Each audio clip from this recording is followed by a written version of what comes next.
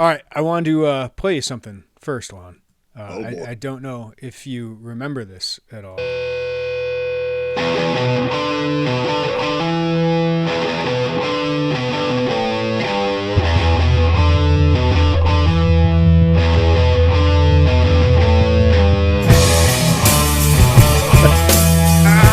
It's been a while.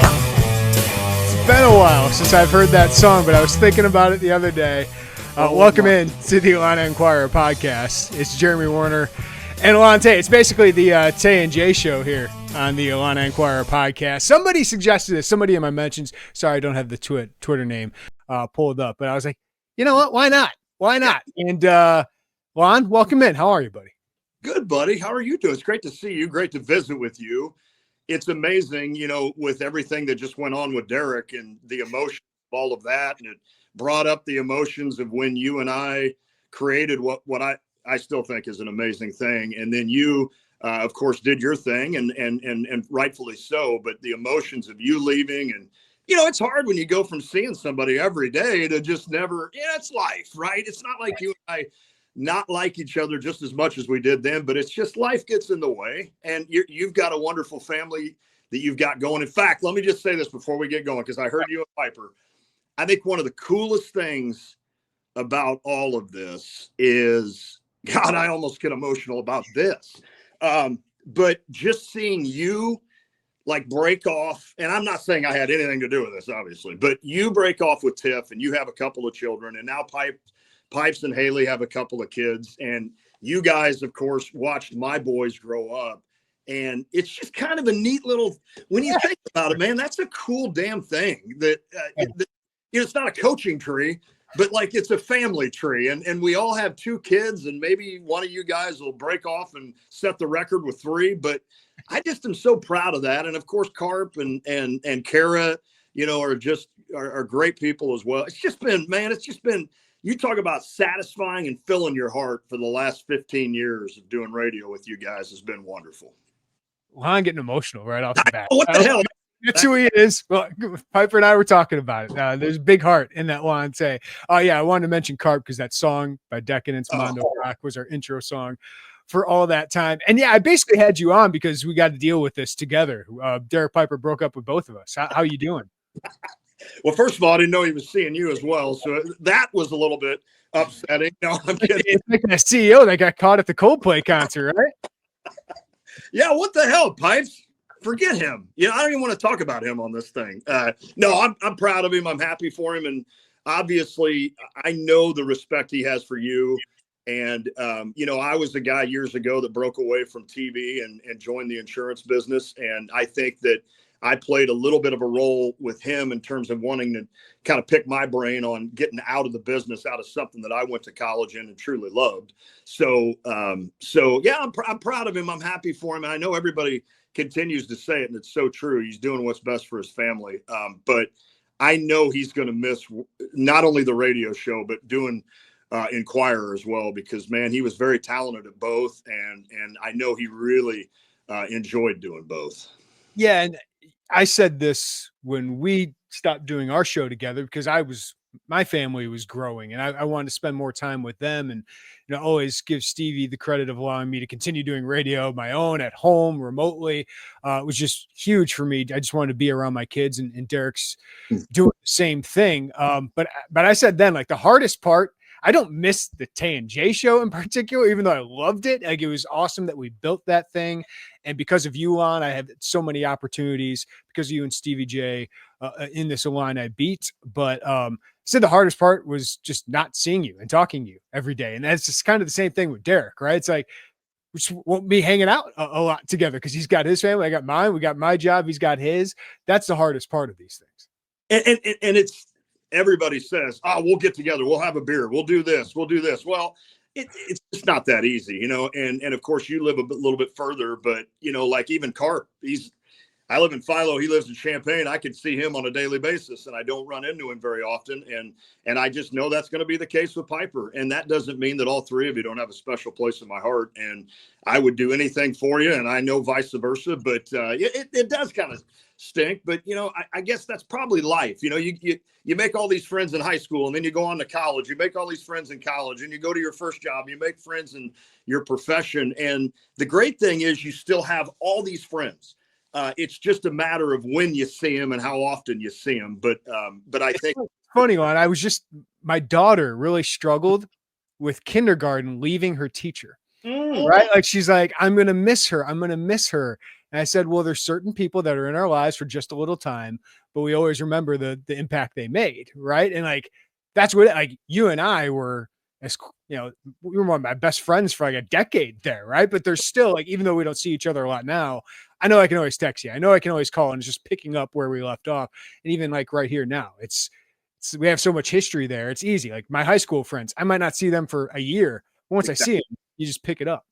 And that's true. And that's what's great about it. Every time you and I have you've joined the show again or doing something like this, you can I think it's pretty obvious that there's no faking in any of this, right? I mean, we get along great and we love visiting, and we both have a passion for sports, and we both have a passion for this, and I have a passion for you guys as friends. And I think it's wonderful. And I just sometimes I sit back, like I started this whole dramatic event, 6 minutes and 18 seconds ago. I just sit back sometimes and I reflect on the things that we were able to do, like in starting a show from ground level. I mean, essentially, and we didn't know each other. I know everybody's heard that story now, but it's just a freaking cool story, to talk about how that, and then the fact that we bonded so quick and so easily, and your talent showed up, your hard work showed up. It still shows up with Illini Inquirer. I know I heard Piper the other day say, there's not many people that work as hard as you. And it's just something you do. You grew up on a farm. I think it's in you to work hard. And I'm getting to that point now, I'll be 55 in October, drink. And, I want to slow down a little bit. But that doesn't mean I can't sit back and reflect on everything that we grew. And all three of you, obviously you starting this thing off was huge. And there were so many elements of the Tay and J Show that came from you, and just the hard work and the list of still people that I can call today to join the show that you were huge on in terms of developing those relationships. So it's one of those that you did such a huge part. Carp always filled in with us, and we loved Carp, and he just showed up one day. We're like, who the hell are you? And next thing I know, I'm co-hosting a show with him. And then, of course, you told the story the other day with you and Piper about how he had emailed you. And I didn't remember that, to be honest with you. But that's so cool that it turned out to where I had a 6-year run with Derek Piper as well, and hoped that would continue, obviously. So, man, I'm the lucky one here. I've been the lucky one. All right, stop with the false modesty here. I mean, you started this, man. Like, obviously, you did a great job in TV. Stevie remembered you, and I mean, you're the through line through all of that at SJ Broadcasting, right? Like, I know Stevie's done a show, and then like in that sports show, it's always been Lon Tay. And yes, you needed like a me or a Piper to like give that reporting, that kind of side of it, but the personality is all coming from you. Like, you bring it out of us, right? Like, and people feel like they are sitting at the bar talking sports with Lon Tay. And if anyone's seen Lon Tay in a room, he's the center of it, right? And you've been the center of that. So what has this been like, your second, run through sports media, right? Because you were a TV reporter and you're constrained. Like, you came in an era where that was a big deal. Like being a TV anchor, you came in the Sports Center generation, the Big Show generation, where that was kind of the main thing. And now it feels like that importance isn't as big, but like radio show hosting, podcast hosting, that has more influence than TV hosts at this point. So what's it been like for you on the last 15 years to kind of learn that side of the business and be a part of that? That's a great question. That's something that nobody has ever asked me. And honestly, I don't think that's something I've ever thought of, because I was pretty proud. It is funny how much different media is now. And I obviously know that and understand that. But to really think about that is pretty interesting, because, when I started even at WAND in 96 to 02, it was one of those where it was Channel 3, Channel 15, and us. And then you had the News Gazette and the Herald Review. You had Lon Tay and Mark Tupper, and you didn't have Illini Inquirer, and you didn't have a lot of these other things. And I don't even think we had a Fox TV station back then. So, you went from where you had about maybe 5 of us covering this team, well, more than that, but 5 entities covering this team, to where now it's amazing how many there are. This second run has been so fun, and I credit Stevie J with a lot of things because of that. I mean, number one, he's always gave us the freedom and the flexibility to do what we wanted. And I know Holland Cook, you remember that name, who was the gentleman that was kind of tasked with helping us get this undertaking off the ground. And about 3 weeks into it, he just looked at Stevie and said, we don't need to even address that radio show. Yeah. Out there. I'm glad some of those shows are podcasts, because we were going through, right? Like, we're trying to figure out what are we, what aren't we, and so I'm happy that first podcast. Right? No, and I agree, but it was just so easy, and I appreciate the kind words, by the way. And I'll be a little bit egotistical to the fact that I do like. I just love having fun. I love having fun with people, and I love visiting with people, and it's easy for me, I think, to really get to know people and like them. And I think that helps people relax, and it brings out the best in them. I know Joey Wagner, a good friend of yours and I, and obviously someone that's huge for you at Inquirer, another great talent that you discovered. Joey gave me probably one of the best compliments ever when we had him on the show, and he texted me or something, or I was talking to somebody else on the show, and he texted me, and he's like, it's amazing how comfortable you make somebody feel, even like 2 minutes into the interview. And I always kind of felt like that was my role. I was the one that would lead into the interview. I'd try to say something funny, or I'd try to say something that kind of relaxed them, because it's easy. You and I are in front of mics and cameras all the time, but for somebody that's not used to that could be a little bit difficult, right? Not hard, but a little bit. So I always wanted to do my role, which I thought was just as important as your role of asking the huge questions and getting really technical on certain things. But I think it's important to get somebody relaxed. And I think that is a talent that I have. And, I remember telling somebody one time, I heard some guy drumming or singing or something, and I'm like, man, I wish I had a talent. That'd be so cool to have a talent in life. And the guy looks at me and goes, dude, you do a 3-hour sports radio show. I mean, there's a little bit of talent in there. And I've never thought of that. It's just your ability to connect with people, right? And that's something I learned from you. Like, you can have the right questions, you can do all the background work and work to be like, all right, this is the question that needs to be asked. But you have to have the ability to have people open up, right? And be comfortable with you. And you do that by the things that you do, Lon. And that is certainly a talent. Where did you learn that from? I think my dad. Yeah, really. And man, Mom's going to listen to this. She's going to get excited that you and I are doing this podcast. I'll have to set it up for her and everything. Listen, I get that, honestly. By the way, again, tell Pipes, I nailed this thing. We had no problems connecting today. I will tell you afterwards, but there are certain people who, big deals at the University of Illinois that couldn't do this, and you pulled it off, Lon. Yes. People are much more accomplished at certain things than you are. You have no idea how much that. Oh man, what is this? 13 minutes and 40 in. I'm gonna go back and listen just to this part 100 times just to know that. But my dad could, we always used to say about my dad that he just controlled a room. Like, you could be in a bar, you could be in a meeting, you could be wherever. When Neil Tay walked in, if he was in a good mood, it was going to be the best night of your life. If Dad was in kind of a sour mood, you're just like, ugh, people walking on eggshells. And he was a great guy, no doubt. But, we all have our days. So I think I get that from Dad. Dad could talk to anybody. He'd be the guy that, we'd be at Busch Stadium when Lance and I were, 8 and 10 years old, and we'd be hanging with Mom, and we'd look down about a section over, and Dad's holding court with like 6 guys who, he doesn't even know.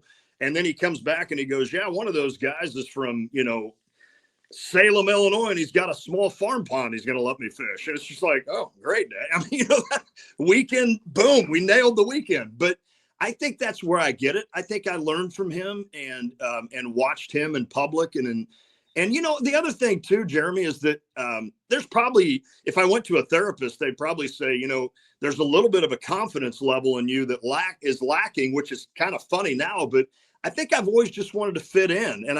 And my way to fit in was to really get to know everybody, show a little bit of my humor. And, I don't feel like that now. I mean, I'm confident now, but when I was younger, I was thin and skinny and, I've always been good. Thank God. But no, I'm kidding. I'm totally kidding on that. But it's just one of those where it's like, man, these guys are like cool dudes. Or, the other thing too, I ramble so much. When you get into this business I was 18 years old, essentially, when I started interviewing athletes. And, there is something about, these athletes at SIU became really good friends of mine. But at the time, it's like, oh, that's the starting quarterback. That's the leading scorer for the basketball team. It's like, you kind of look up to them a little bit and you want to bring your value up to them in terms of confidence, or they're going to be able to be like, who is this kid asking these questions? So I think a little bit was that I was able to use a little bit of humor and to use a little bit of my personality to kind of fit in. And I think I've just always done that. I liked the armchair psychologist of yourself there. That was because we all do that, right? I'm telling you, if I ever started seeing a therapist, they would just be like, wow, we got some work to do. It's a 50 visit special for you, Lon. Let's start at the beginning. I want to ask you one more thing. Like, you're also just a viewer of, you've been around this media for a long time here in Central Illinois. Like, what do you make of the change? Because obviously it follows a wide global trends of everything, but I think we don't really have one newspaper that shows up every day, right? Like, we have a couple TV stations that show up every day, but it's definitely changed a lot. It really has. And it shows me, if I were now in the TV business, I would focus you have to focus on Illinois, don't get me wrong, but high school is so much. And, and I've been very fortunate to have two boys play high school sports. And Andrew, my youngest, my oldest, Lucas, was a really good golfer and held his own in that. And of course, Andrew's been a good basketball and baseball player and going on to pitch now in college. But, as a parent, as a TV broadcaster, when I did sports, I didn't realize how much joy I was bringing to mom and dad, grandpa and grandma, friends, uncles, aunts, their friends. Just a simple layup, from Andrew Tay in Taylorville, Illinois, that goes on the air on WAND one night. And I sat there and rewatched it probably 10 times.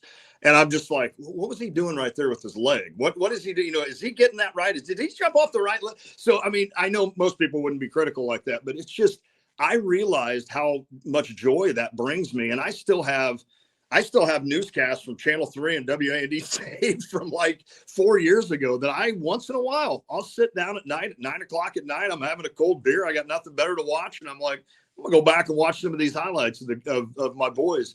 So in that regard, I kind of wish I would have done that life and then gone back and done TV, because now I would understand a little bit more the importance of really showing the high school athletes and the young kids. And that being said, I think all of our stations do a great job with that. I know you always commented on where you lived and grew up, that you didn't anybody. Well, yeah, I grew up, an hour south of Chicago, and you're not getting Chicago TV stations to come down here when the Bulls are happening, the Bears, the Cubs, the White Sox, all that. And I was just marveled. Like, when I got down to college, I'm like, wait, they put high school football on TV here? Like, how cool would that be? I remember we used to get like a reporter to come out once from the Kankakee Daily Journal every year to do like a preview on us. And like, one of our guys would get a quote in there. It was the biggest deal in the world, right? Everyone got newspapers back then, but it was like the biggest deal in the world. But also, like, I covered high school sports a little at the News Gazette, and I did when I was at the Paxton Record. And you're right, Lon. Like, I love covering the University of Illinois. Obviously, you have a big audience there. But what I wrote at the Paxton Record, I know people still have some of those feature stories clipped out. Like, what that means to them. Like, I can get that sometimes with features I write, but everyone's written a feature about the Illinois basketball star or the Illinois football star. Not everyone writes about the Paxton's best basketball player or track athlete, right? So like that's something that I wish everybody would get some experience covering high school, because you understand how important it is to them. You understand how important it is to get names right.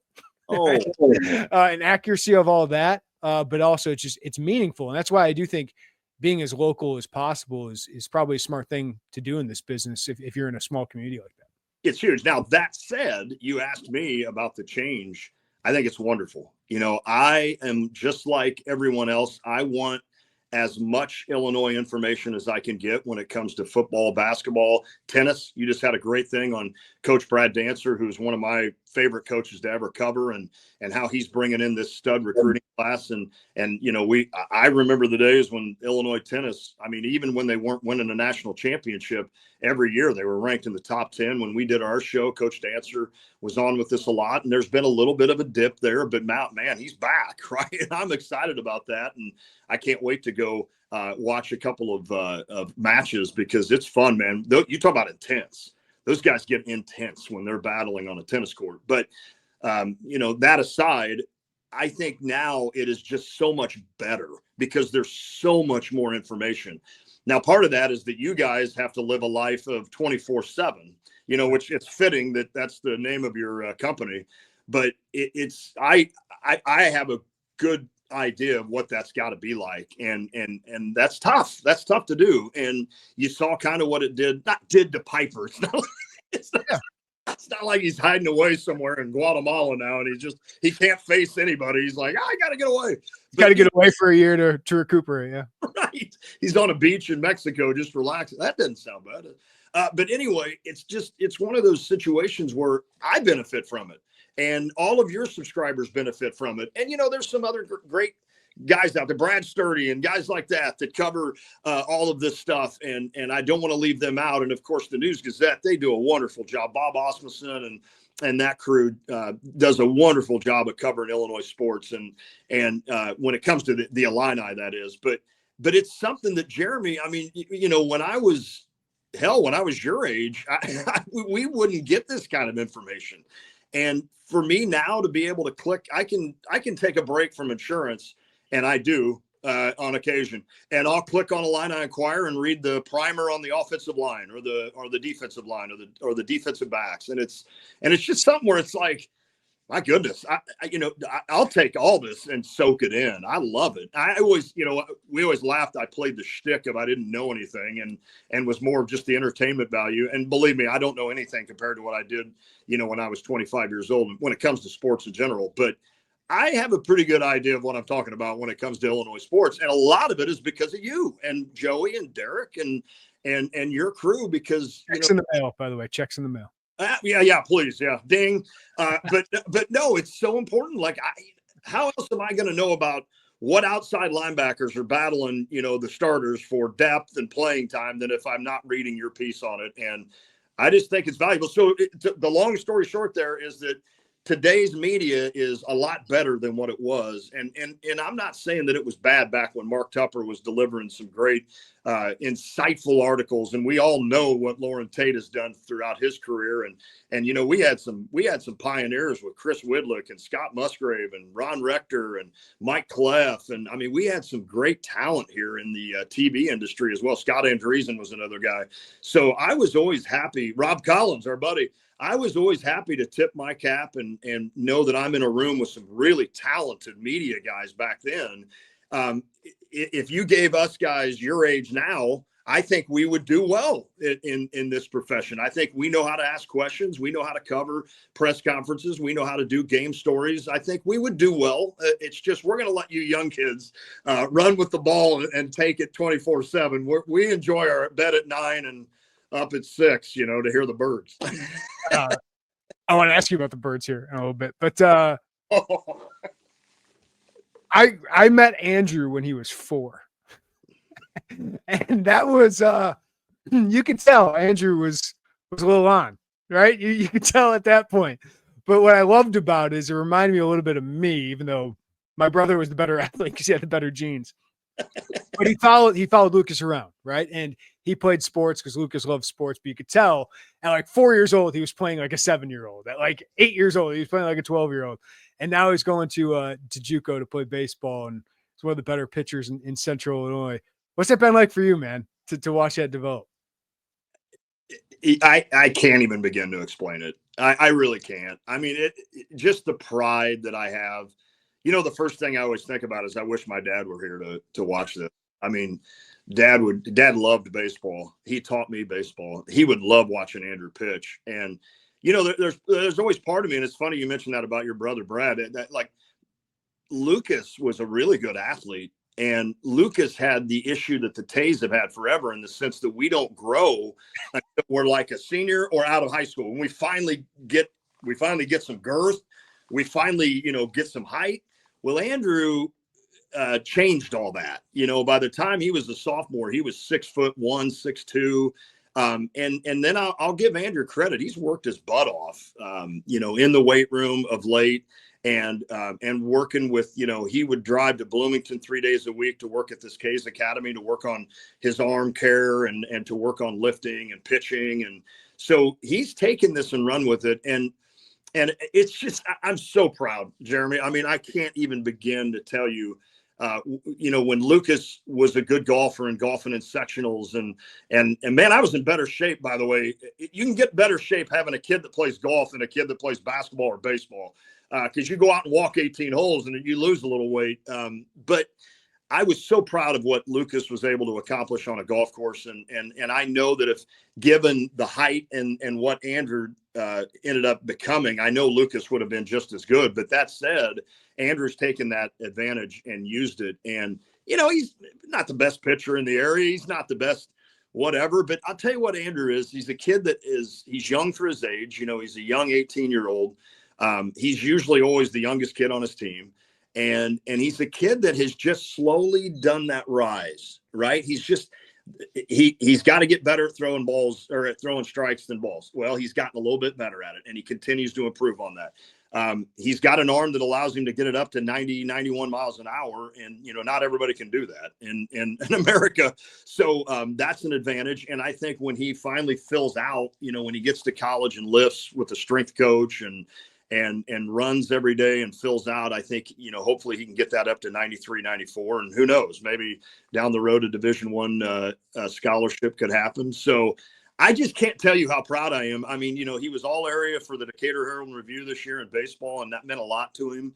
He'd never tell you that, but it meant a lot to him. And, I got to tell you one cool little story behind all that. Jeff Lindgren, who grew up, of course, around here, and then ended up pitching at Illinois State, and then pitched for the Marlins, made it to the big leagues, had a stint with the big leagues. His dad, John and Kim, I was able to coach his brother, Will, who was a great athlete himself.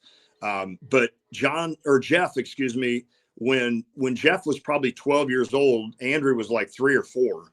And when we'd go to these travel tournaments, we both played for the Tribe. Jeff played for the Tribe, and then Lucas played for the Tribe, and I helped coach. But when Jeff's team would get done, now these are kids that are probably 9 years older than Andrew. When that team would get done, they would run and get Andrew, and they would take Andrew and play catch with him and throw baseballs to him. And here I am coaching Lucas, and I'm looking out in the outfield and seeing 8, 12-year-olds playing with my 3 and 4-year-old kid, and he's out there just having loving life. And we always called Jeff Friend Jeff. And, it would be first of all, if my son ever pitched in the majors, number one, I don't even give a crap if he's wearing a Cubs uniform. I'll be happy as hell if that's the case, or a White Sox for the matter. But, I've always said there's that cool little story, that connection with he and Jeff. And it would just be so cool to round that out by having Andrew toe a rubber one time. But I think all parents should dream that dream, right? For whatever your son or daughter is wanting to do in life. I obviously understand that the chances of Andrew Tay ever pitching a Major League Baseball are very slim. But I'm going to hold on to that dream, and why not? Why can't he go start throwing 94, 95? And I see Sonny Gray out there throwing 92 miles an hour. I'm like, my son might be able to do that in a year. Now Sonny locates everything, Andrew doesn't, but it's very cool. I'm sorry, I just ramble. I'm so proud of it. I just, Jeremy, I've hardly missed any sports activity of my boys. And you talk about something that'll bring me to emotion.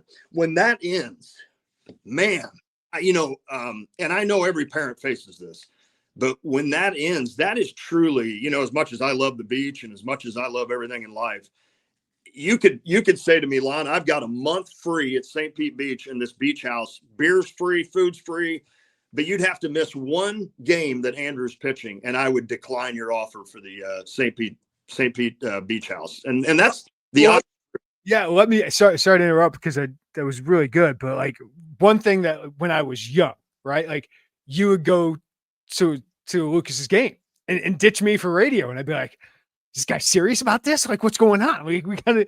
And now I'm just like, what an idiot I was. Like he's going to see his kid. Like there's only so many games.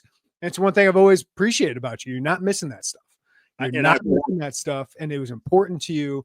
And I know it means way more than doing some radio show talking about the 2013 Cardinals midweek game or some recruit Illinois is going to miss on at the time. Like that stuff's way, way more important.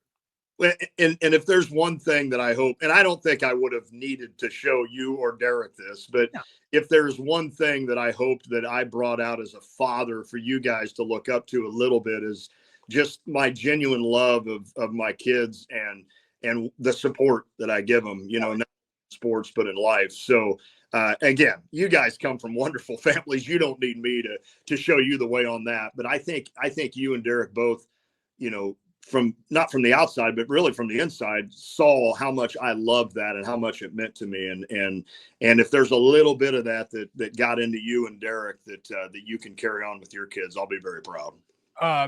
My son's not totally into sports. He's like into Legos and Power Rangers, which I love because I was a big nerd too. Daughter's starting to get into it a little bit. This past couple of weeks, last year, learned how to ride a bike without training wheels. It was a big accomplishment for me as a father, leading that one. Lily is like a week and a half in. She's good. She's figured it out. But what kind of sports dad were you? Or are you? I was the idiot that always coached my kids. I always felt like it was part of my duty, I guess, to do that. But I worked with my kids. I worked with them hard, and I expected them to be good at what they did. I'll say this, and Dad's not here to fend for himself, but I had a wonderful father. I wouldn't change that for the world. Neil Tay was somebody that I've just absolutely respect and loved my whole life, but he never really pushed me as much as I think I needed to be pushed in sports. Totally get that. My dad was the same way because he wasn't big into sports, but I could have used that a little bit more. Right. And I don't think it's bad. Like I don't feel like I'm some, my favorite joke on the radio has always been, well, Andrew struck out twice yesterday, so he's not getting to eat tonight. And people are like, Lon, that's terrible. I'm like, well, I'm kidding. But anyway, that there's a little truth to it. It's like, well, then you're not getting what you want. You're going to get what I want tonight. But, I was a sports dad that tried to teach my kids the game. We would sit down when they were younger and we'd watch a baseball game. And my dad was wonderful at doing that to teach me the game. But we'd watch football, we'd watch golf, we'd watch tennis.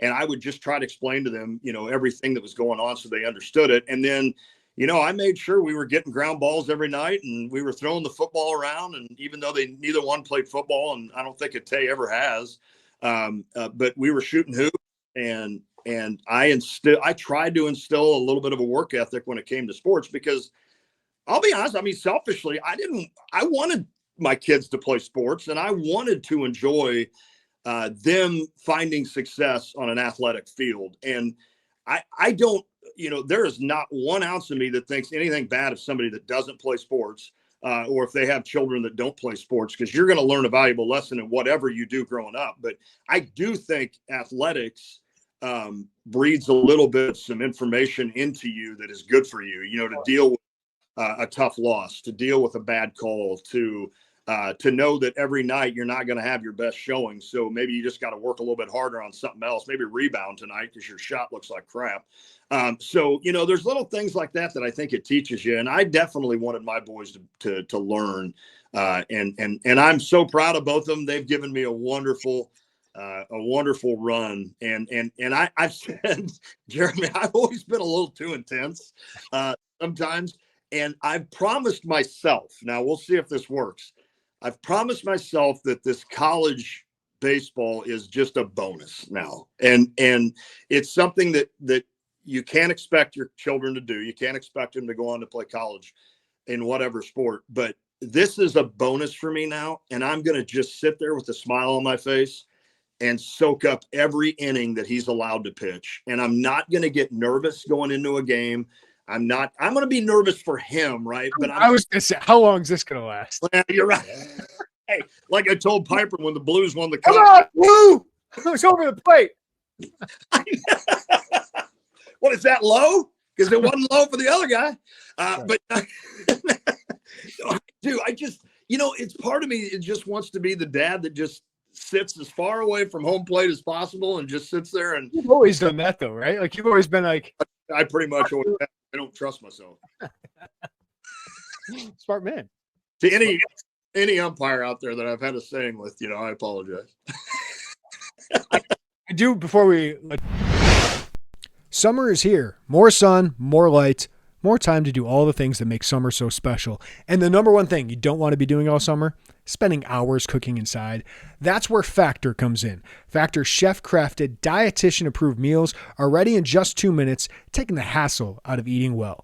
Factor meals arrive fresh and ready to eat, perfect for any active lifestyle over summer and beyond. And with 45 weekly menu options, you can pick gourmet meals that fit your summer gains and goals. Choose from options like Calorie Smart, My Favorite Protein Plus, Keto, and more. Factor powers your day, sun up to sundown, with nutritious breakfasts, on-the-go lunches, premium dinners, and guilt-free snacks and desserts. Factor has your whole day covered. So enjoy more this summer. Get Factor if you want all the flavor and none of the fuss. Get started at factormeals.com/Illini50off and use code Illini50off to get 50% off plus free shipping on your first box. That's code Illini50off at factormeals.com/Illini50off for 50% off plus free shipping.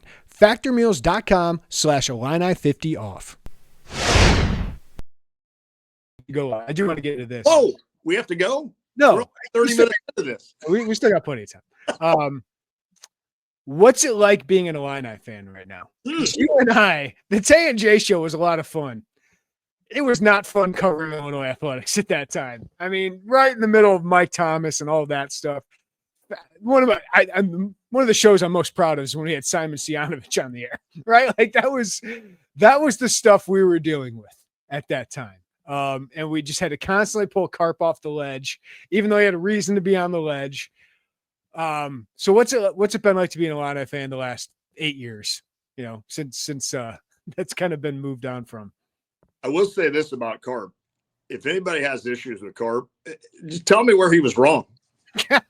You know what I'm saying? Now, maybe he could have dressed it up a little bit better, and Carp and I laugh about that a lot, but tell me where he was wrong. Yeah, anywho, it's amazing, Jeremy. I mean, do you know how excited I am to get back in those tailgate lots? And not only that I'm going to tailgate, I can't wait to get in the stadium and watch a team that has a chance to do some magical things like they did last season. I mean, in the 80s, Illinois had this kind of run, but I was 14, 15, 16 years. I mean, I had other things on my mind besides just fully wrapped up in Illinois sports. And it's fun, man, as a fan. It is so fun to know that your basketball program's back. And while it's an interesting time right now with regards to how Brad has had to kind of put his team together the last 3 years, and so far so good the way he's done it. We'll see if this year it works that way as well. But to see what Brett Bielema and this staff have done, we're winning recruits. The Eberhardt kid who I covered his dad. I remember covering his dad playing football at Illinois, number 97, the next Simeon Rice. When reading your stuff on that young man, I'm like, when would we have ever gotten that recruit? Never, just never. We wouldn't have. And to be able, I know Zook had his run. I get stuff like that, but for Brett Bielema to do what he's doing, it's just amazing to me that, it used to be we'd be battling guys against Miami of Ohio and, Kent State and possibly Minnesota. And now we're battling Alabama and some of these schools and winning. And I'm like, what the hell's going on here? But I'm just proud of it. I know Josh Whitman's done an unbelievable job. And you talk about and I know you've written about this. I loved your stories on Josh's sit down with the media again. But you talk about a guy you'd love to have in place when you're going through the most treacherous time in college sports. I mean, I say treacherous. I mean, the athletes are loving it because they're making some money. But you know, if you didn't have the right person on, this could have gotten worse, right? Like, this could have gotten horrible. And you know, raising a kid now that's going to play college baseball, I understand the whole football gets this much, basketball gets this much. You know, I understand where you kind of sit on that totem pole. But the one thing that I feel Josh Whitman will do is be very fair to those sports as well. And if there's a case where Andrew Tay is the number one recruit coming out of JUCO and somebody's going to need a lot more money, let's don't use Andrew. That's not fair. If Bob Smith is the number one recruit coming out and Dan Hartleb needs extra money to go get this kid, I have a feeling Josh Whitman will find a way to make that happen, and legally, of course. But I mean, in other words, you know, I think Josh is a perfect guy to steer Illinois where they're going, and to also understand the respect for some of these other programs that maybe aren't going to get as much of that revenue. Yeah. It's been interesting because last year he was talking about, listen, we might have to make tough decisions, and, you know, canceling some of these other programs might be on the table. And now a year later, like, he's investing more into all that, right? Like, what you can do in football and basketball are succeeding, but I think he's also just competitive as hell. He is so competitive. Behind that lawyer sheen, the great oratory, like, that guy gives a shit about winning. And everything. He's like, there's no point of having a track program if I'm not going to win. So I'm going to go hire Patrick Kipper, who's won the national championship. There's no point of having a soccer program unless I can have somebody who can win. So he goes and gets Katie Holton, who had great success at Division II level. Like, he wants to win at almost everything. Like, there's a couple sports it's like they don't get invested a ton in, but like these sports that can really help the program, like he's going to win at them if he can. That's a great, I mean, I don't know what I could add to that. You said it perfectly there. And I think that was kind of my point, is that I don't care what coach you are for what program at Illinois, Josh Whitman's not going to forget you. And he's going to make every possible or whatever he can do to make sure that your program can compete in the Big Ten and nationally. And I think as Illinois fans, we should be very, very happy about that. So what's your expectation for football this year? You know me, I'm usually like the undefeated. I'm worried a little bit. I'm worried a little bit because of I hope the wide receivers prove me wrong. I'm worried about losing like Pat Bryant and Zachary Franklin. And because it all stems from Luke Altmaier, and I love that kid. You know, he was on our show for an entire season and just got to really know him as a person, as a hunter, and, you know, just a good old Mississippi boy, but who loves. You know what I love about Luke? He's willing to be vulnerable, right? Like, and share what it's like to be a quarterback, good, bad, indifferent. I've always enjoyed that about Luke. Like, he makes our job so much easier with Luke Altmaier. And, you know, that was what it was like to interview Kurt. Kurt had the same kind of things that Luke, has the same kind of things that Kurt Kittner had, in terms of, you know, Kurt would stand up and, you know, it didn't matter if he threw 3 interceptions, he'd stand there and take it, you know, and understand what was going on. So I think that's huge. But no, I say worry. I think this team can make the college football playoff. And there's just a couple of those early games that worry me. And that, it's just kind of, I love the schedule late, don't get me wrong, but like week 2 going to Duke, that's not going to be easy. And here's what I worry about, Jeremy, and I said this the other day on the show, the pressure that now kind of mounts on the idea that you can't lose more than 2 games. And I understand that that's not necessarily set in stone right now, but you have a pretty good feeling that if you lose 3 games, you're probably not going to make the college football playoff, unless you've upset Ohio State, maybe. Well, especially with the schedule they have now. If they had Penn State and Oregon replacing like Washington and Rutgers, you could probably get in with 9 wins because it means you have some huge wins and really good losses. With the schedule they have now, they probably got to win 10. That's right. So all of a sudden now you're focused in on 2 early season games. A Duke program that's bringing in a new quarterback that, they're feeling good down at Duke. And then also Indiana, and how good they're feeling and how Cignetti has done just such a great, did I say his name right? How he's done such a great job there. And, both those games on the road and both of those games at locations where those teams and those programs are feeling as good as you. Maybe not as good. Maybe Duke, maybe not as good as you, but Indiana is feeling just as good as Illinois. So whereas in the past, a trip to Indiana would not scare me in the least, especially if I knew Illinois was the better team. Those 2 games scare me because, there's that third game against Ohio State. And I'm not saying that Illinois can't beat Ohio State or make that game very competitive.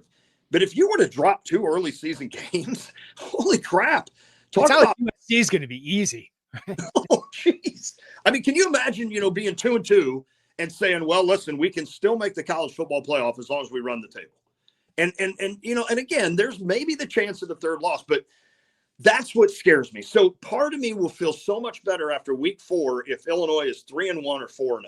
Yeah. And then I'll be able to kind of relax a little and say, all right, this team still has some tough. That game at Wisconsin just scares the hell out of me. I don't know why. It does not me. The Washington game scares me. No. Wisconsin could be in trouble, man. The program we once knew, I just don't know if it's there anymore. That is a good point. And hell, we stole half their defense. So. Sure. So that's good. No, that Washington game, I read your article the other day. In fact, Lucas and I are going to that game. We decided he went last year to the Oregon game. So when we found out that Illinois was going to be playing out there, and of course he's located in Arizona if people don't know. So he just said to me, what do you think? So the other day I bought tickets for that Washington game. And I think I'm going to steal Piper's idea. When he was out for the basketball, he took a train from Portland to Seattle. And I'm in a weird geeky way. I would love to get on a train for like 6 hours through Colorado. It's like 4 hours from Portland to Seattle. Tiff and I did it. And that's why it's right down the coast. And it is beautiful. It's an easy way to travel. It's not the cheapest thing in the world, actually. But it was a fun way to travel and beautiful part of the country. And I fully expect Lon Tay to partake in some craft beers from the Pacific Northwest. Oh, crap. Do we have to bring on some domestics on that train ride? Is that what you're telling me? Some bush lattes on there? But I think I want to do that. I told Lucas I'd like to fly. I've never been to Oregon and I've never been to Washington.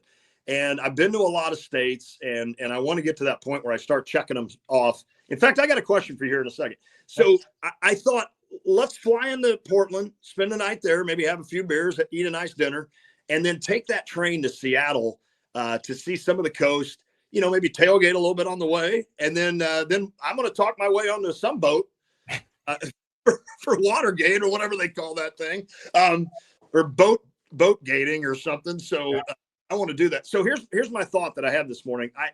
I'm thinking about traveling soon, and I'd have a connecting flight in Utah. I've never been to Utah. Never been either. I know, and it's beautiful, is what I've heard. If I land in Provo, is it Provo, right? Yeah. If I land there for 2 hours and have a beer in the airport and then take off, can I check Utah off my list that I've been there, or does that count? Yeah, if you're setting foot on the ground, yeah, I think that counts. I was just going through this with my wife of what states I have not been to, because we're starting to get pretty high up there in the amount of states I've been to now. Random ones I haven't been to: North Dakota, Montana, Idaho, Utah, New Mexico. It's South Dakota with Tip. Yeah. Been to South Dakota a couple times. We last family vacation of the Werners, we did a road trip. It was a terrible road trip, but we went through South Dakota and much more Crazy Horse. Alaska, I want to do an Alaskan cruise at some point. Delaware, I think, is the only one on the East Coast that I haven't been to. And North Carolina, randomly. Been to South Carolina, never been to North Carolina. So there's only like 8 to 10 I got left on my list. Man, you're better than me, because I've got I think I have 14 left. And there's that hub, like you just said, like the Oregon, Washington, South Dakota, North Dakota, Utah, that area. I want to, and Wyoming, I want to go to Yellowstone so bad. Mom and I just asked Mom, the one great thing about Andrew doing all this athletic stuff is that my mom and I have been able to ride together. She just hops in the truck with me, and we've spent so much quality time together. Now, I'm not going to lie to you. There's times where I'm like, oh, you're not going, oh, you're not going to be able to go? Dang it. No, I'm kidding. I love my mother more than anything in the world. But I asked her one time on the way over, I just said, Mom, you're 85. You've had a great life. You've been to Europe. You've done some things. I said, is there any place while you still have that ability, is there any place you'd like to go? And she's like, I've always kind of wanted to see Alaska and take like a cruise. So we're actually meeting soon with someone to kind of see if we can figure out an Alaskan cruise with Mom, just partying it up on the boat. I'll have to drag her out of the casino. I'll be like, Mom, you're spending our entire inheritance. There's glaciers out here. Let's go. One I would say that would be really cool, and your mom might like it too. Vermont, New Hampshire, and Maine. My wife and I just did. Tiff and I just did last fall. During the fall, great time. It is so beautiful up there. I wish actually we spent more time, but Portland, Maine is actually one of the most underrated cities I've ever been to. Is it really? Yeah, it was great.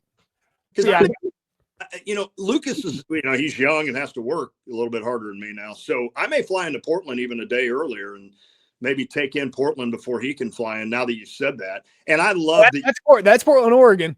Portland, Oregon's good too. Portland, Maine is awesome. They're both good, both very, very far apart. Portland, Oregon is very weird. Like it is different. They embrace being weird. It is different. I will tell you that much. But it's different. Portland, Oregon, probably not for me then. Okay, yeah, that was my fault on Maine. It is funny. So I just did this. I just looked at a map, and I'm like you. I'm glad that you guys did that. But I want to take like 2 weeks and like maybe fly into like Pennsylvania. I've been to Pennsylvania, but I've never been to Philadelphia. I'd like to kind of see Philly, but I'd like to go through Massachusetts. I want to see Boston. I've read plenty of your thoughts on Boston, and you and Joey. I know you guys all had a great time there with Pipes. But I want to see kind of that Delaware, that New Hampshire, Maine, just Connecticut. I'd love to take like 2 or even 3 weeks and just drive through all those states. And I want to do it in the fall. I think that'd be awesome.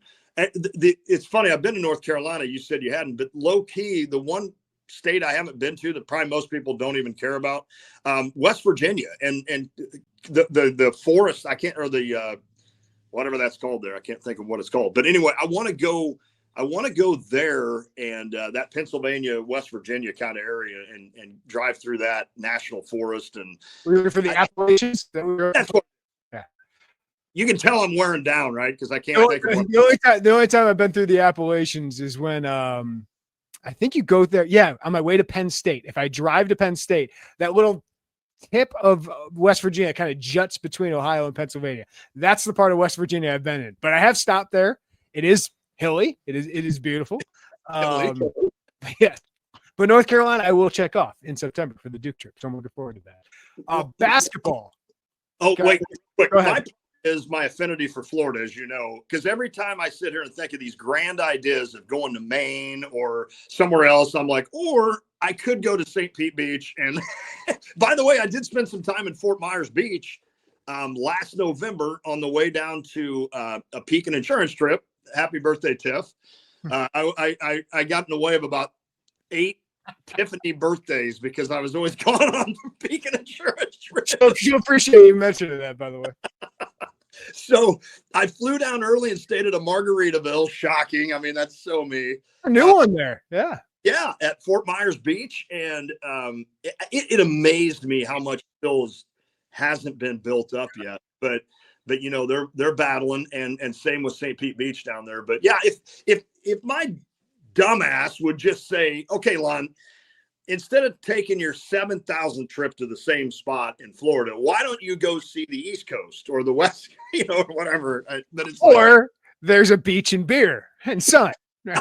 Yeah, like Michigan.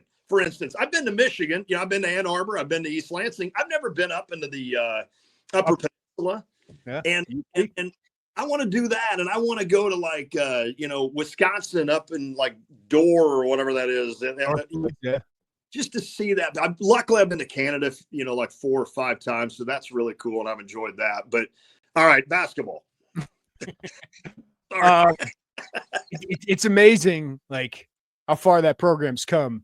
But now there's like, in 2024 was an unbelievable run, unbelievable year. But you have all this turnover, you have talent, but you don't make a second weekend. Just what are your thoughts about where that program's at? Because Brad has raised the bar so much that now it's like, now you got to get over that bar again and again and again. And, only 1 second weekend so far in his run there. So just where do you think they are at right now? I like where they're at. I'd like to see more when it comes to the tournament. I really would. And I also understand the difficulty that Brad has been under the last 3 years in terms of redeveloping and rediscovering essentially teams and getting them to play together and understanding what they're all about. This is going to be such an interesting, what's the word I'm looking for? Just not challenge, but like watching all of these kids from overseas come in and how is this going to work out and what it's going to do. I just fear, Jeremy, a little bit with all the turnover. And again, it's not necessarily anybody's fault. I just fear, like, does that give you the ability at an Illinois? And I understand that Illinois is a team that can, a top 15 team. But can you win a national title when you're continuously turning over the roster? And again, nobody's fault. I mean, this is kind of the way it is now. But I do think – like I'm not turning down Kasper Siakashonis in late June. I'm not turning down Will Riley in July, right? Like Will Riley committed like a year ago to Illinois. It was this late in the cycle. But I do think retention has to become more of a thing. And you've heard Brad say that more. I think he's learned that. Like there's going to be turnover. Half your roster is probably going to turn over every year. But that's why getting Tommy and Kylan back is so important. Personally, I think Benham Rickhouse can be really important for this team in year 2. Is he going to be one of the top scorers? Probably not. And if he is, that maybe is an issue. But I like having that guy as a 5th, 6th option, at best 4th option on my team. I just think that's got to happen more often, where if you could have Andrei Stojakovic for 2 years, if you could have Zvonimir Ivasic for 2 years, having guys for 3 years. That's why I thought Ty Rodgers would have been so important. And that injury is just so unfortunate, because I think he would have filled some of those gaps. You want to see Petrovic and Mirkovic get here, of course.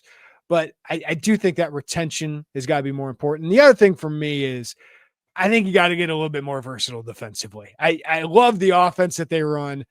I just need a few athletes at that 3-4 position that allow me to get a little bit more athletic when I need to against the Michigan and Michigan States of the world. And when I get to the tournament against the Kentuckys of the world.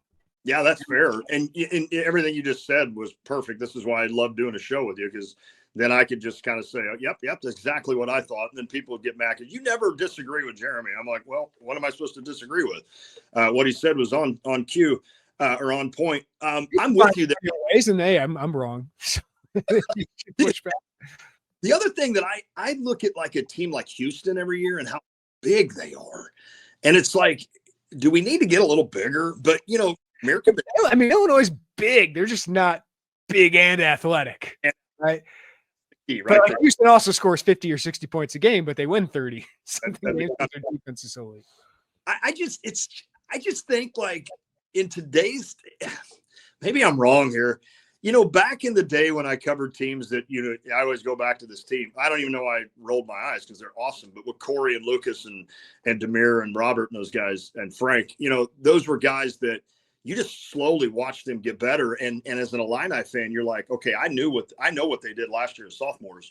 I can't wait to see what they do as juniors. And then heaven forbid seniors, like what they're going to be able to do and what kind of a run they're going to go on, et cetera. Now it's kind of hard as an Illinois fan because it's like, I don't know Mirkovic. I don't know Petrovic. I don't know. I mean, I know who Stojakovic's dad is, but I don't really know him. So it's like, I can't sit here right now on July 18 and tell you that I am like, oh, this team's going Elite 8. Purdue, you could. Purdue, you could, right? Like Purdue, you're like, no, everybody on that team, they added a couple guys, they could be the best team in the country, they could win a national championship. Yeah, like now the upside is with the way it is now, you don't have a 14-19 year of rebuilding, of being like, we got to wait for this freshman class to become juniors before we're great again. Like you could be top 5 in the Big Ten every year. It's just, are you building towards that one team that can kind of make that run? That's the question. Can Brad, because I don't know if this is that team, right? Yep. But you hoped it would be with Tommy and Kyle and Stojakovic. I think that's a great big three. You know, losing a Merez and losing a Trey White, not having Ty, like those guys could have just made it a little bit stronger and filled some of those gaps. Wow, that might be the first time I've heard Trey White's name since the season ended. Just like he's like a nice piece, right? Like it's just a nice connecting piece. 100%. And you know, I think it's interesting you brought up you could contrast and compare here, like the Purdue thing. What Matt Painter's doing right now is like so different than what anybody else has been able to do, right? And you know, look, they struck magic in a bottle with the guard, whose name, what's his name? Braden Smith. And then of course, definitely magic in a bottle with Zach Edey. But the fact that they just continue to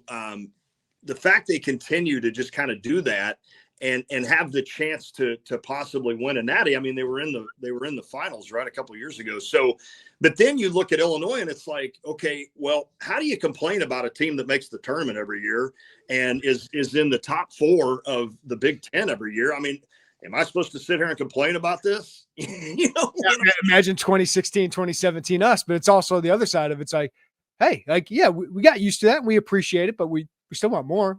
And Brad keeps talking about it. They want to win a national championship. That is the standard. So absolutely, you know, like he's going to be here a long time. I think he's a really good coach. Is he a perfect coach? No, none of them are. But I mean, you're seeing with Izzo now, right? Like Izzo's doing the Matt Painter thing. He's just not doing it quite as well. Last year was great. The 3-4 years before that weren't that great. But I do think the one thing I like about Brad is his ability and willingness to adapt. I thought Brad coming in here could be maybe stubborn. Like that has not been the case for him. 100%. And you know, as a fan of the 06 St. Louis Cardinals, who had no reason to win a World Series, you know, Brad just continues to kind of tinker with things, you know, like, all right, I'm going to try this year and I'm going to add this year. And now this year we're really tinkering with, you know, over in Europe and stuff. But I feel like one of these days, you know, and again, I like what he's doing and it's respectful to what this program is right now. They're jam-packed State Farm Center and they're winning games. They're fun to watch. I think maybe one of these years he's going to hit that magic button and get everything that he needed to. And Illinois is going to go on a special ride to a Final Four or even a championship game. And maybe before I'm gone, they'll win that national title because, boy, it's been I've been close twice, right? And like a lot of people. But I feel like Brad is a good guy to get you in that spot to where he's not going to settle for something. He's not just going to settle for, okay, we're in the top 5 in the Big Ten every year. I'm good with that. I don't think so. Brad is an ultra competitor too, like Brett Bielema and Shauna Green, and go down the list, Brad Dancer, Dan Hartleb, everybody. But, you know, those coaches want to win. And I think Brad is a guy that can kind of keep tinkering a little bit until he gets it perfect. And I give him another 5 years and let's see what happens. I think Illinois fans will be pretty excited. Yeah. He's still got to do it. Right. But I do think he's good enough to get you there. Like, yeah, I feel like Brad gives you a chance to get there. All right. Last thing I want to bring up with you. For years, we had the hashtag Cardinals problems. You legit have Cardinal problems. Like, you can go ahead. Like, it has been enough time of you guys struggling and being mediocre. You guys can complain about your franchise now. I'm just giving you that blessing, okay? Like, I'm like, you guys are really complaining about this stuff. Like, really? Now, yes, it is completely fair. Now that I look back on that, I'm like, why were we complaining? I don't understand why we were complaining. Now you can appreciate it. Yeah. Now you can appreciate the 2010s. Jeremy was dead on with that. Yeah, you know, it's weird. Like, here, let me give you the perfect example. The Cardinals had the Cubs in town, had a chance to win 3 out of 4 games against the front-running Cubs. And something I hadn't even thought about, but it was also could have set the lineup or the pitching rotation to where when you went to Wrigley for 4 games, And whether it's Ollie, whether it's Mo, whoever's calling the shot, they decide to skip Sonny Gray in the fourth game in St. Louis and go with Andre Palante. Palante is a good pitcher. He's not Sonny Gray. So Gray then goes on an extra day rest and pitches maybe the best game of the year against the Cleveland Guardians, where he throws a complete game shutout in Kyle Hendricks style, like 48 minutes. I'm not ripping him for that. Then the Cubs series rolls around at Wrigley, and Sonny Gray's not pitching in any one of those games either. Now, so my point to this is, what are we doing?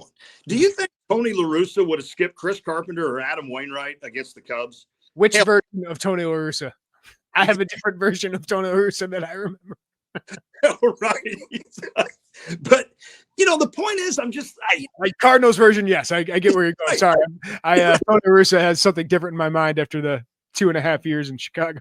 I totally forgot about that. Right? It was very forgettable for all of you, not for me. Right. But, I like that to me is like a microcosm of the issues going on in St. Louis right now. Like, what are we doing? You've got, not only are they your rivals, but they're the number one team in the National League Central right now. And you're going to skip your ace twice against them. What message is that sending to the clubhouse? What message is that sending to Nolan Arenado and Brendan Donovan and Mason Wynn and these guys? Hey, we're going to go ahead and take our chances with Palante here and maybe lose another game in the division to the Cubs. But hey, we got Sonny Gray arrested for the Guardians, and it's like, well, what are you doing? I mean, I want the old school. We expect to win, right? That's kind of what the Cardinals were. Like, Cardinals fan base, Cardinals players, we expect to be one of the best teams in baseball. And we've just gotten so far away from that. And, I'm still the one guy that will defend John Mozeliak on occasion. Yeah. But Mo has done it over the course of his career. What a run. Like what a run of NLCS. Like, the first 4 years we're on the radio, they're in the NLCS every damn year. And they won the World Series the first year. And what a run that was. And then they're winning divisions and competitive in the division for the next 5 or 6 years or whatever it was.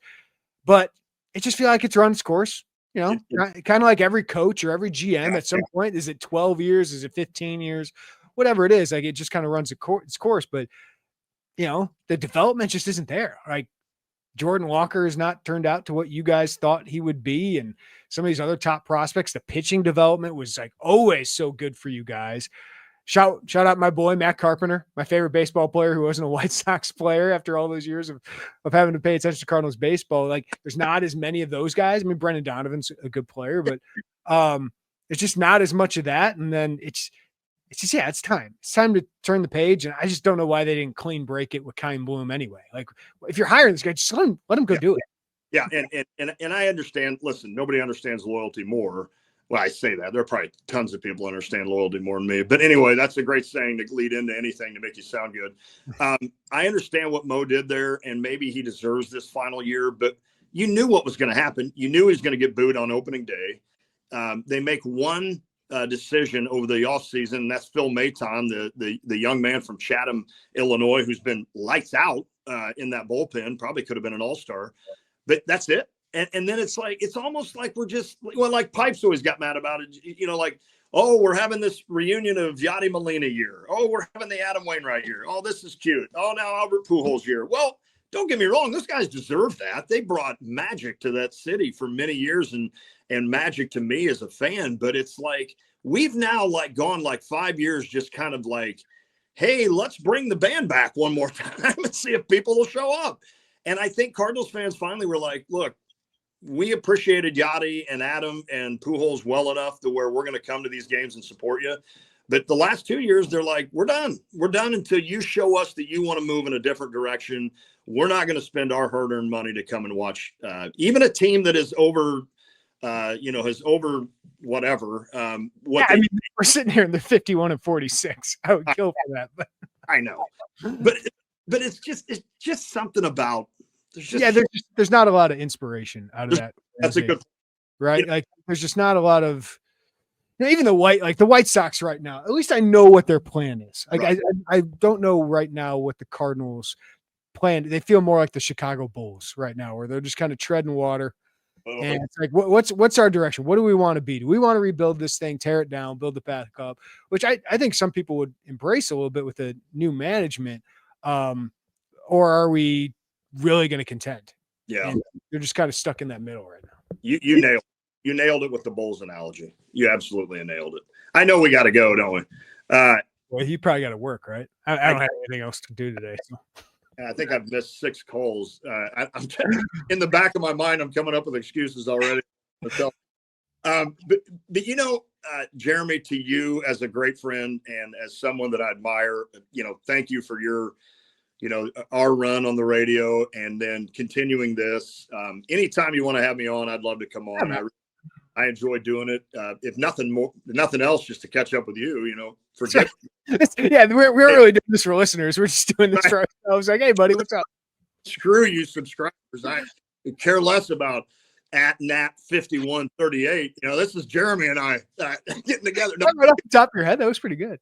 Yeah, I don't know who that dude is, but no, I've always, this. I just always really have admired you, and it makes perfect sense that you've exceeded expectations at Illini Inquirer. It's exactly what I expected. I didn't know what the hell you were doing. I still probably am trying to figure out this whole social media game, but I just knew that it was going to work because of your work ethic and your talent. So, and you've also had a guy like Derek Piper along the way that was magical. And you and I both, like we said, he broke up with both of us. But Pipes was just, gosh dang it, his quick wit is so funny. I've always said your laugh is one thing that I'll never forget. It's kind of annoying giggle, but yes, I know what you mean. But I love it. And amongst thousands of things that I'll never forget, but your laugh is always one. And, Piper with just that quick little that he'd throw in, I would just start. I did it with his writing sometimes. Be like, wait, you turned that phrase? Like, God. Like, how'd you do that? We should all feel bad. You, me, for working with him, and just Illinois fans in general for losing a talent. I almost feel like we're getting ripped off. What the hell? Yeah, thanks a lot. If you need to call, if we need to cry on each other's shoulder, just you know where to find me. That's exactly right. But no, thank you for having me on today, man. It's been great to catch up. Please tell your family hi.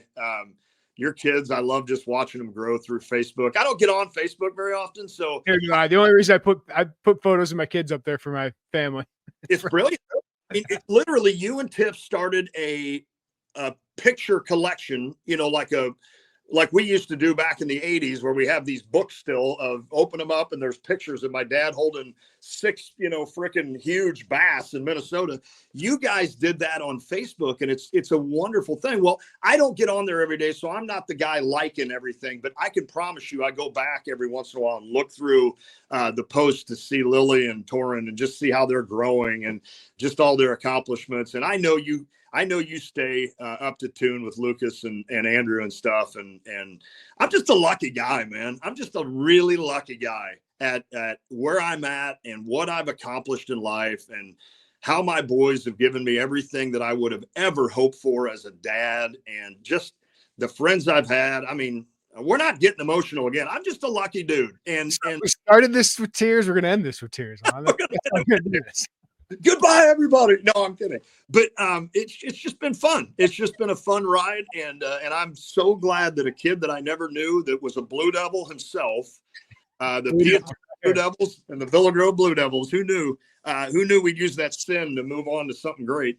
But I'm just so glad that a guy like you and I connected in life, and that we've both been successful. And I think we've hopefully brought some information and some joy to Illini fans, and made the media part of this area better. Lon, I'm glad you did not listen to Stevie and gave me a call. Yes. Back when I was in DeKalb in 2010 and pulled me away from that job because, man, it's been 15 years of friendship. No, I haven't been seeing each other every day, but again, it's so easy once we do connect. So, Lon, you're the best. I love you, man. And we'll catch up soon. All right. Okay, buddy. Love you, Jim.